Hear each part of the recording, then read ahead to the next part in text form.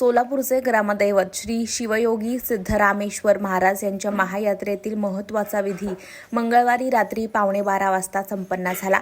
गायीच्या वासराकडून भाकणूक विधी दरवर्षी या ठिकाणी पार पडते। भाकणूक म्हणजे भविष्यवाणी। वासराने केलेल्या कृतीवरून भविष्यवाणी केली जाते। या भाकणूक संदर्भात अधिक माहिती यात्रेतील प्रमुख मानकरी राजेशेखर हिरेहब्बू यांनी दिलेली आहे।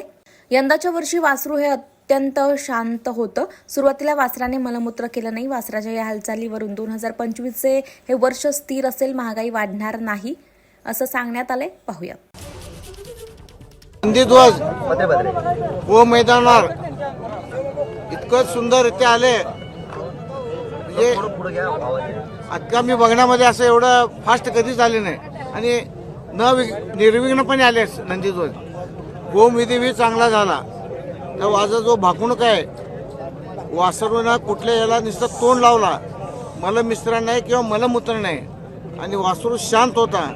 त्यामुळं आमचा अंदाज असा आहे की वासरानं शांत म्हणजे गेल्या वर्षी जी परिस्थिती आहे तेच राहणार असं मला वाटतं। तर आमच्या अंदाजानं स्थिर होईल असं मला वाटतं। पाणी चांगलं होणार, रोग वासरू शांत असल्यामुळे भीतीचं वातावरणच नाही, हे महत्वाचं आहे। रोगराई वासरू शांत असल्यामुळे भीतीचं वातावरण बिलकुल नाही।